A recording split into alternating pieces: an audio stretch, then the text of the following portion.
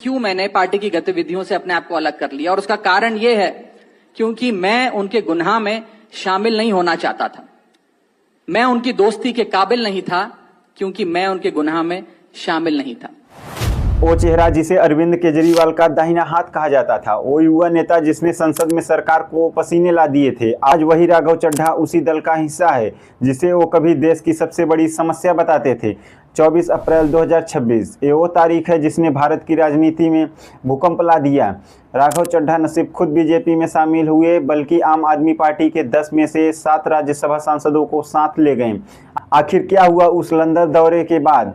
क्या यह वाकई आंखों की सर्जरी थी या फिर ईडी और सीबीआई की फाइलों में दबे किसी ऐसे राज का डर जिसने एक क्रांतिकारी को कमल थामने पर मजबूर कर दिया?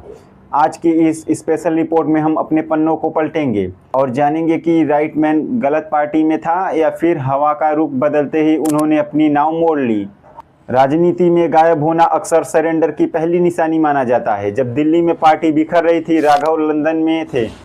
हालांकि उन्होंने इसे मेडिकल इमरजेंसी कहा, लेकिन उनकी गैर मौजूदगी ने बीजेपी को भगोड़ा कहने का मौका दे दिया।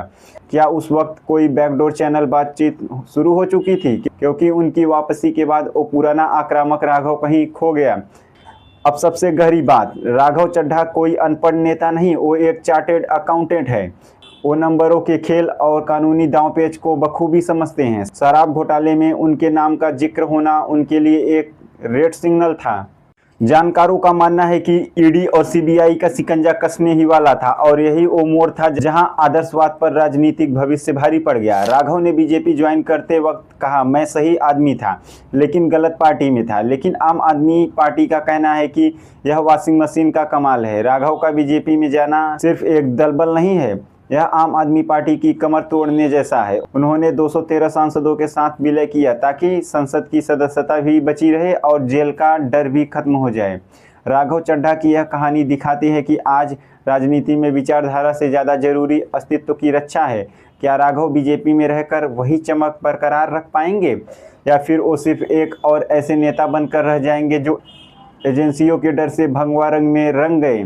यह तो वक्ता बताएगा, लेकिन एक बात तय है, केजरीवाल ने अपना सबसे तेज दिमाग खो दिया है। अंशु नेक्सस के इस विश्लेषण पर आपकी क्या राय है?